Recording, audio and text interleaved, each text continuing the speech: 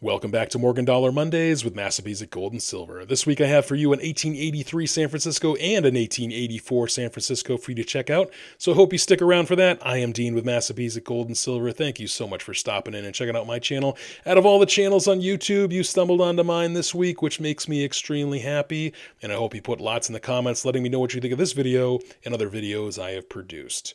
So I have two really nice examples of Morgan silver dollars this week to show you. Both are from the San Francisco Mint, and both are scarce in mint state. You can see here that these coins are circulated. They are AU, for those of you new to numismatics, that is about uncirculated. And what does that mean? Well, that means that it's been passed around throughout the world of commerce for a time. Here's a nice example of a mint state 1880 San Francisco. You can see how all the details are nice and sharp. There's no signs of wear on this coin, and you can see a complete mint luster, and it just looks really nice. I'm going to show you another example here with some highlighted areas. These highlighted areas are the highest points of the Morgan silver dollar, and that is where the coin will start to show signs of wear as it is out there in the world being passed around. So here is the 1883S. Wayne Miller writes that it is the first of the scarce uncirculated S mint dollars. There was a mintage of 6,250,000 of these, and many were put directly into circulation directly after being minted, hence why there are so many in AU condition, and obviously even lower grades. We will talk about grades and prices in this video, so I hope you will stick around for that. Here is the 1884 San Francisco.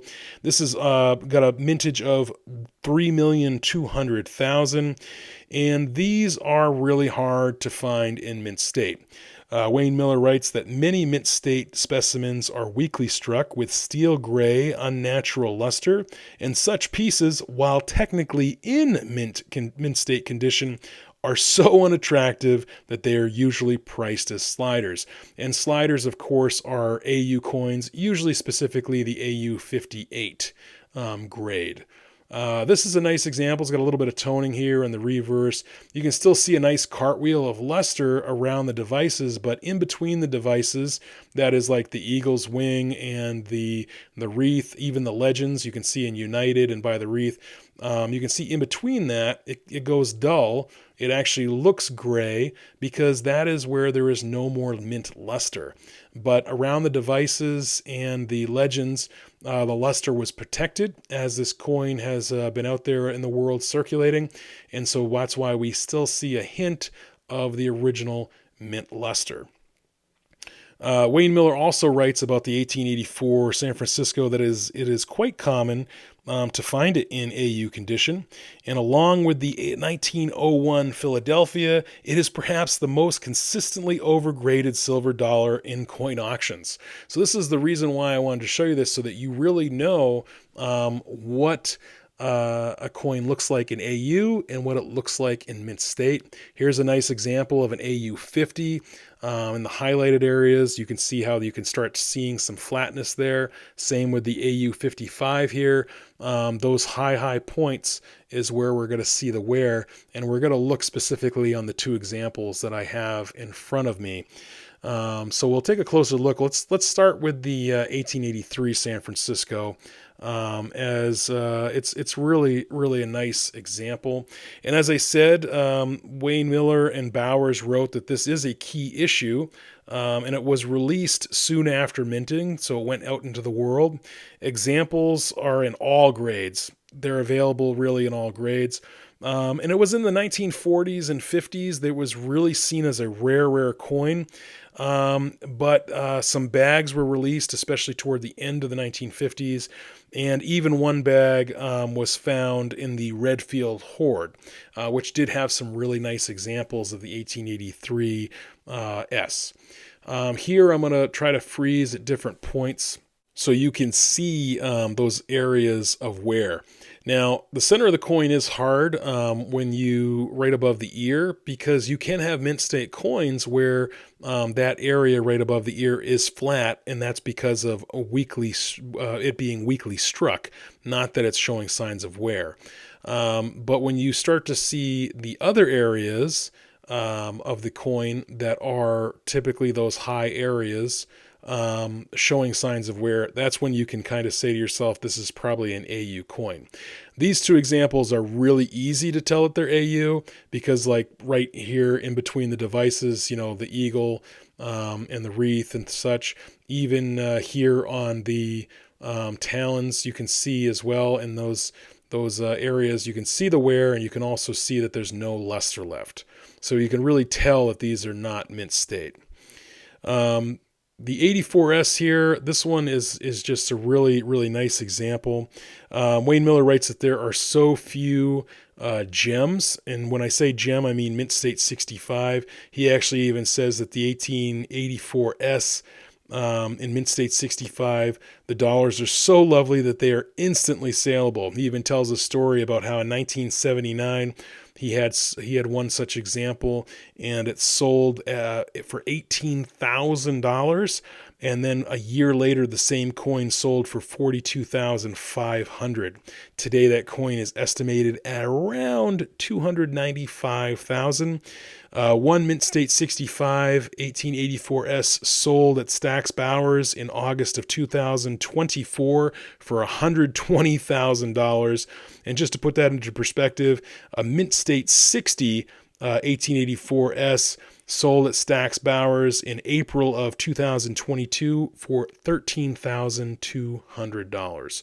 So I hope you've been noticing here while I've been showing you the surfaces here, me freezing different points, the video, so you can see some of those flat areas of those high points.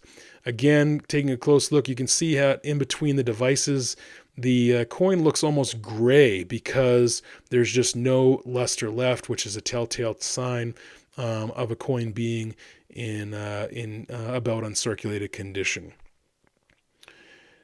What else to say about these lovely coins? I'm just kind of I don't know. I enjoy looking at the coin up close like this, especially for a video like this, doing a grade comparison. Again, if you want to try to take a stab at the grades of these coins, go for it. You can see here that just, again, a little flatness there on the eagle's neck feathers and such.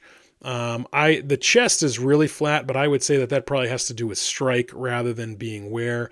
But that's just my humble opinion. I could be completely wrong. Let's just kind of take a step back. I do want to talk about a little bit more about the 1883S. So why don't we do that again right now? Because Bowers and Miller talk a lot about how there are a lot of BU specimens out there. That's brilliant uncirculated specimens, but and that they are usually really well struck with great luster. But the unfortunate thing is there's just so many bag marks. That, as Wayne Miller writes, the bag marks tend to be plentiful and are the primary deterrent in locating a gem coin. Well, what would a mint state 65 run you in the 1883S? Anywhere between $15,000 and $25,000. And talk about a grade jump, because at a mint state 64, you could pick yourself up a nice one for $3,800 to $4,300. So imagine that, just going from 64 up one grade, that much of an increase. I just want to show you right here with the hair. I'll try to throw in a mint state coin. You can see the detail in the mint state coin. And then when you look at the hair here, you can see how the hair is flat. It's like almost like somebody's pushed it down. You should see on the mint state coin just how sharp the hair is. You usually don't see weak strike in this part of the hair. Yes, the hair right above the ear, you'll see a weak strike, but in the hair right above the forehead and the hair at the nape of the neck, that will be really, really sharp, pretty much on all Morgans. I just want to show you, let's see if I can do this. Here is here, look at this, just to see if we can see the difference here. Just kind of looking at the surface overall. I also wanted to say in Mint State 60, you can get a nice 1883S anywhere between $1,000 and $1,100. In Mint State 60, as we know, heavily bag marked anyway. That's why it's a 60. Usually considered ugly coins. But if you're looking for a nice example with nice luster, that might be the way to go if you want to spend that much money. I would probably save up and try to get a nice Mint State 63 or 64 myself. But I had to settle for some AU coins because my bank book just doesn't go that big, or my wife would probably kill me. But these coins, I like both of them. I really think that they're really good grades.